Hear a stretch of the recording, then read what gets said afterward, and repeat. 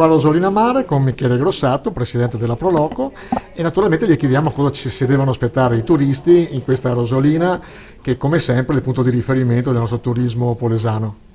Sì, è un'estate di ripartenza, abbiamo preparato un calendario di eventi, ovviamente tenendo presente le normative, perché questa pandemia non ne siamo del tutto usciti, però chi viene nella nostra località c'è già il pieghevole disponibile con il programma che da luglio fino a metà settembre accompagnerà i nostri turisti, tanti momenti culturali, presentazioni di libri, avremo dei bei concerti all'alba e poi un bel Ferragosto con Radio Company che allieterà sia il 14 e il 15 di Ferragosto, e 2 concorsi di bellezza sia per le donne che per gli uomini, perché ospitiamo anche quest'anno Miss Venice Beach e Mister Italia, il ritorno dell'antica sagra di San Rocco a Rosolina, fortemente voluta dall'assessore Frasson, e quest'anno ritornerà anche la lotteria, la tombola e i fuochi come di tradizione.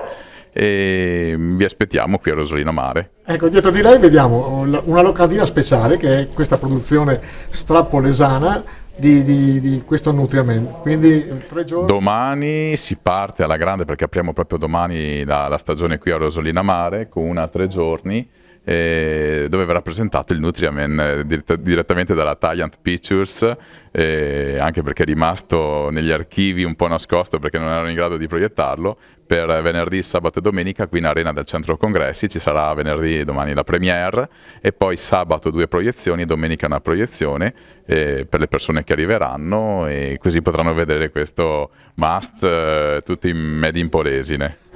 Che dire, innanzitutto complimenti a tutto lo staff, a tutta la sua organizzazione, alla Proloco di Rosolina, e diciamo che rispetto ai competitor Rosolina è sempre un passo avanti. Grazie.